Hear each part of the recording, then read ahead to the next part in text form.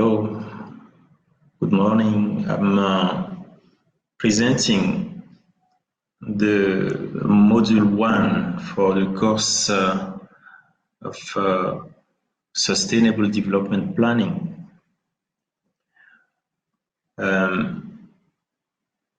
This course is organized by the EDEP,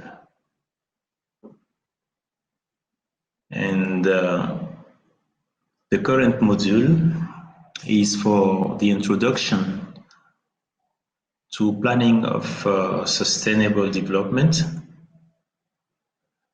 which comprises 3 chapters. This first one is about the genesis of planning and strategic planning. The second chapter is about strategic planning and development plan.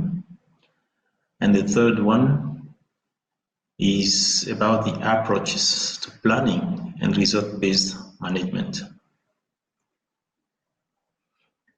The first chapter, the genesis of development planning, is composed of 5 sections. The first one is about pioneering experience of development planning. The second one deals with the theoretical influences on development planning. The third one is the main periods in the evolution of development planning. The fourth is about origin, basic elements, processes, and tools of strategic planning. And the fifth one is about the strategic planning for not-for-profit organization. Development planning and pioneering experience, but we start with the definition of planning. There is not one definition of planning, but in general, it's a process consisting for a legal person or a public entity in defining objective and then the means, organization, and deadline for the achievement.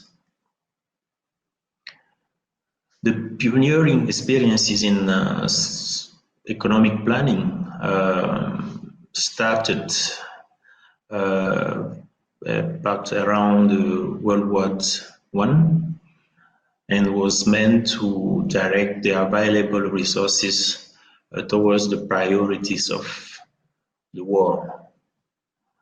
And then the state planning that is known today has been from the USSR, and it dated from 1928. And then after that, there have been many other experiences. India in 1933, Philippines in 1934, France in 1944, and 1946 at the end of World War II, China in 1953, and there have been many others planning experience we may see later. There have been many theoretical influences that have defined actually the main orientation of the plan in the various countries. The most prominent of them have been the dependence theories that have influenced the Latin American planning experiences, and at some extent some African countries' planning experiences. There have also been the Harrod-Dormer models, which has been on the basis of many plans that have been oriented towards industrialization.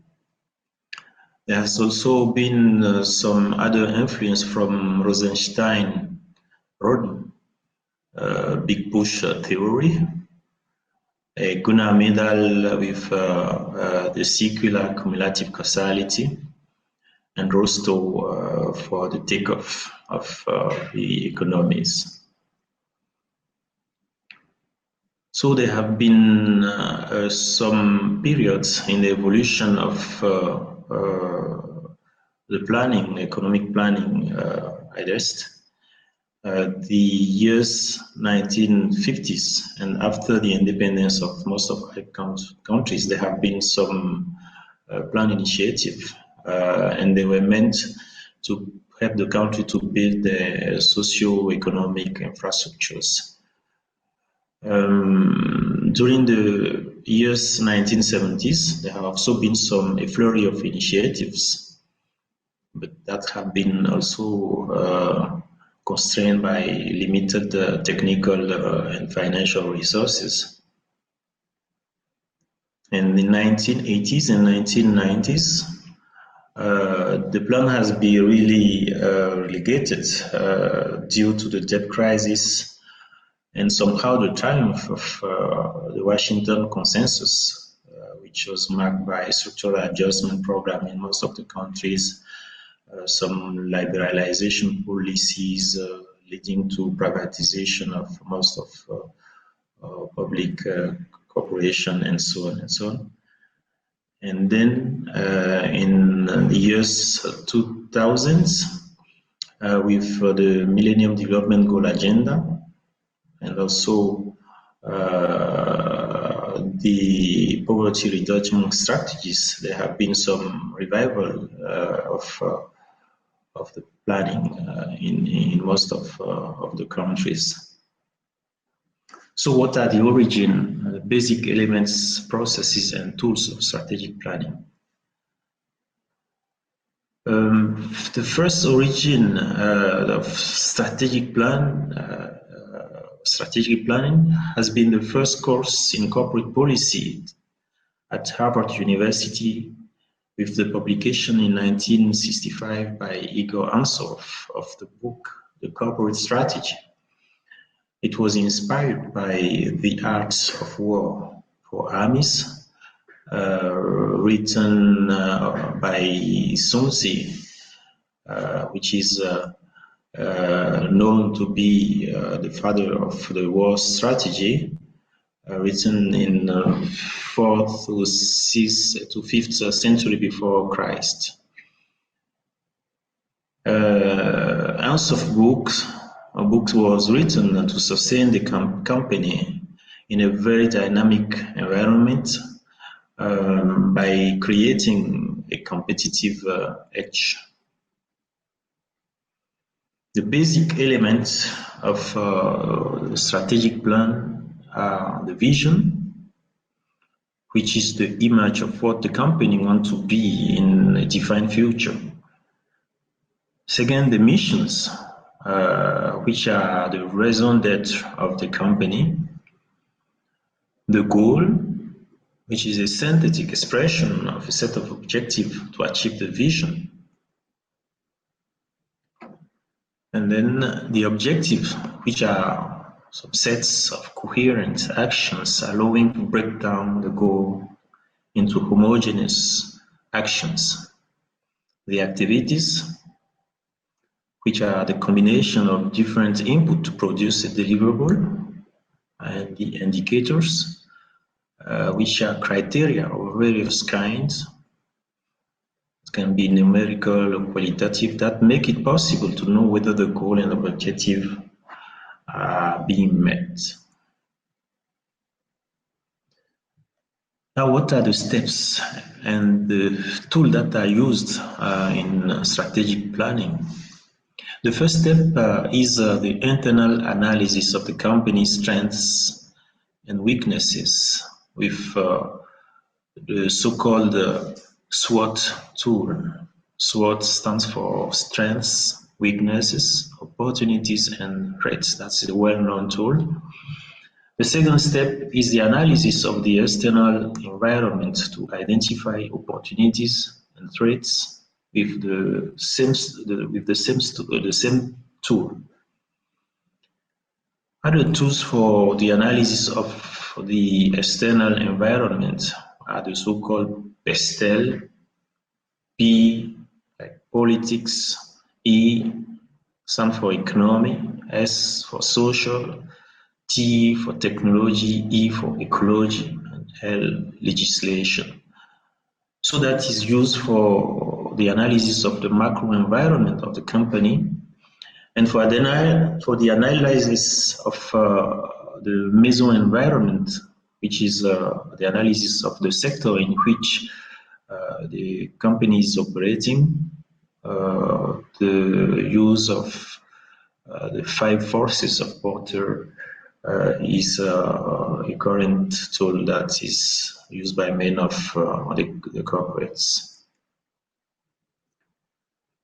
Then follows the definition of the goal, the objectives and activities in order to fulfill the mission of the corporation, the company. So those tools used here are the different approaches to planning, as will be described later in this course.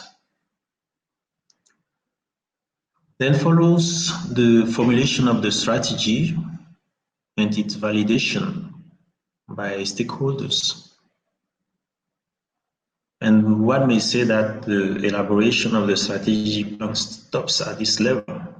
Then follows its implementation and monitoring, thanks to some detailed task-based operational plans with deadline using the Gantt chart or the BERT method, or also Microsoft project, which is actually a software, well-known software in project management sphere.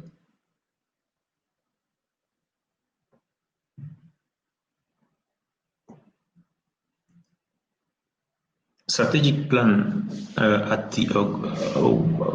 by non-profit organization.